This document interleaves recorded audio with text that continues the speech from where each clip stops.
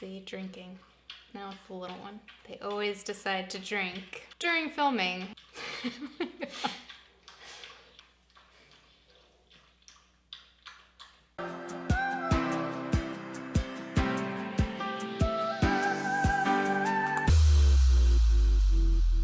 Hey everyone, I'm Sav and this is Lagom Eats. Today we're going to be making potato rolls. These are the absolute softest dinner rolls you will ever eat. Let's take a look at the ingredients. We're going to use 4.5 cups of all-purpose flour, 1 cup of milk, 3 tablespoons of sugar, 2 teaspoons of active dry yeast, half a cup of mashed potato, 6 tablespoons of melted butter, 1/4 cup of warm water, 1 egg, 1 teaspoon of kosher salt, and a few pinches of flaky sea salt. Let's get baking. First thing we're gonna do is activate our active dry yeast. So we'll take our 1/4 cup of warm water. I like to keep the warm water at 80 to 90 degrees, which is a good environment for the yeast to grow, but it's not too hot that it's gonna kill it. So we're gonna take 2 teaspoons of our yeast and just put it in our warm water. And yeast does need a little sugar to grow, so we're gonna put a tablespoon of sugar in there as well. And we'll give that a little mix.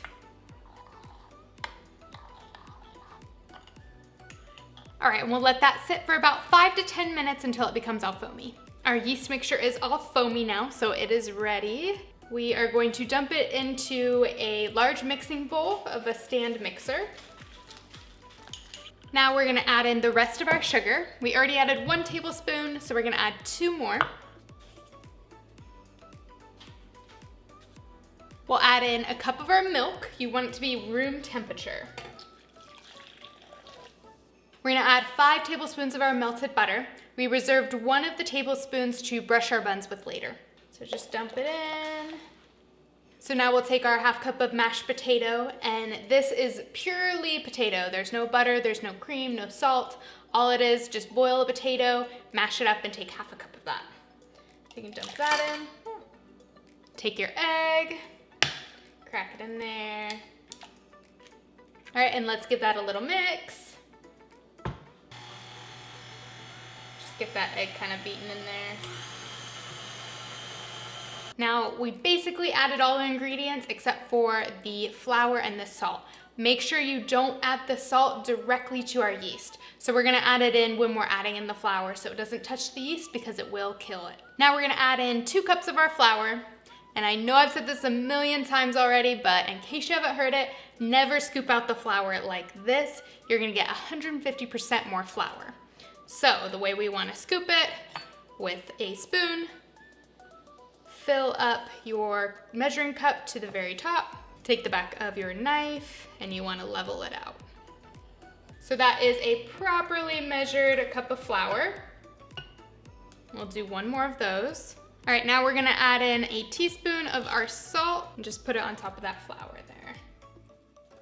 All right, let's give that a little mix. We'll scrape down the sides and get all the flour incorporated. All right, let's add 2 more cups of our flour. Now I am gonna hold back a little bit, like I've told you to before, because everyone's ingredients across the country, across the world are completely different. So you may need more flour, you may need less flour. It all depends on the ingredients, so do it more by feel and look versus the exact measurements that I'm giving you. All right, let's mix that up. All right, so our dough is still very sticky, which you want it to be sticky, but you don't want it to stick all around to the sides of the bowl. So I'm gonna add in our last 1/2 cup of flour. All right, let's go ahead and knead that. We're gonna knead it for about 7 to 10 minutes until it's smooth and elastic.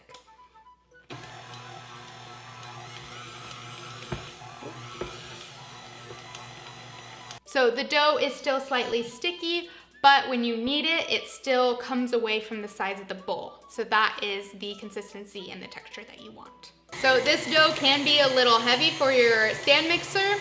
Keep an eye on your stand mixer. I have had my stand mixer almost fall off the counter a few times.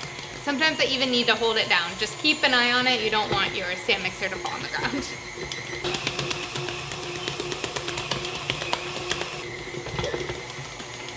All right, let's check on it. So it's been kneading for about 10 minutes and it's still slightly sticky, but it's very elastic as you can see. So the way that we know that enough gluten has built up and it's ready to rise is we do something called the window pane test. And I've shown you this in my Olive Garden breadsticks recipe, but I'll show you guys again. So you're just gonna take a little bit of it and you're going to stretch it as thin as you can and it shouldn't rip. So as you can see, you're not gonna get like super, saran wrap thin, but you wanna get it pretty thin without the dough ripping. And that's how you know gluten is built up, it's ready to rise. If it starts ripping before it's fully stretched out, then just go ahead and knead it for about 2 minutes more and try again.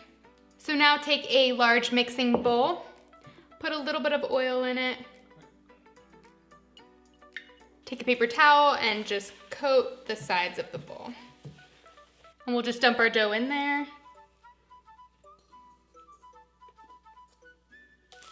We're gonna cover it with saran wrap.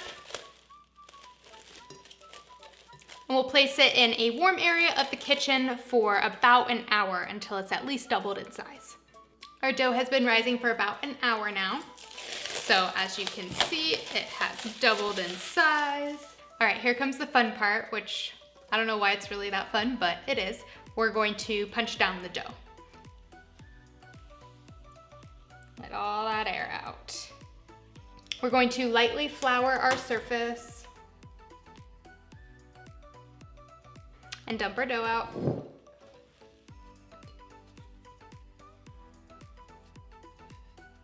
So we're gonna make 24 rolls out of this. So we're gonna weigh our dough. So it's about 2 pounds and 5 ounces. So divided by 24, it's about 1.5 ounces. So now what we wanna do is take off a chunk of about 1.5 ounces of dough.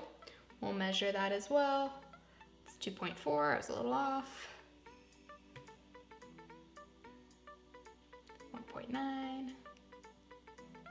And it doesn't have to be exact if you don't want it, but I like equal sized buns. So 1.5 ounces. All right, so now we're gonna roll these into a ball shaped. The way I like to do it is pull a corner and tuck it into the center. Pull another side of the dough, tuck it into the center, and do that around all the sides.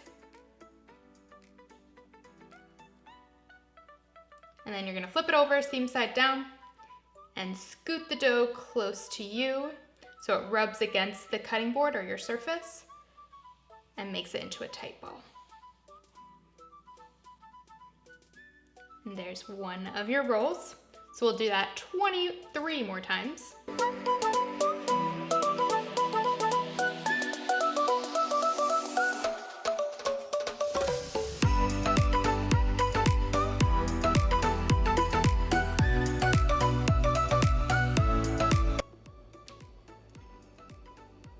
So now we're gonna transfer these to a baking sheet lined with parchment paper.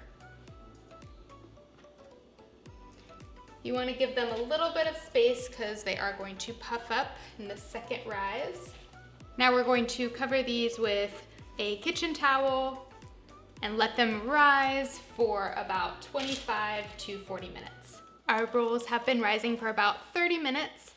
They've puffed up a bit. We've got our oven preheating to 400 degrees, so they're ready to go in. They're gonna go in for about 10 to 12 minutes. Our buns took about 12 minutes in the oven, so we're going to transfer them over to a cooling rack. And we're going to take that tablespoon of melted butter that we reserved, and we're going to brush them with the butter.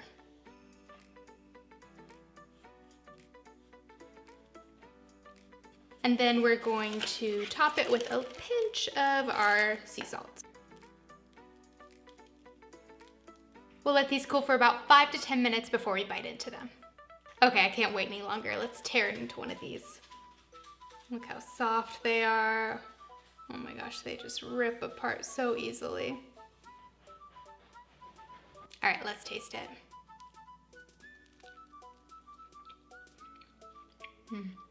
They're super soft and buttery, and I love that little hint of salt that you get from that sea salt on top.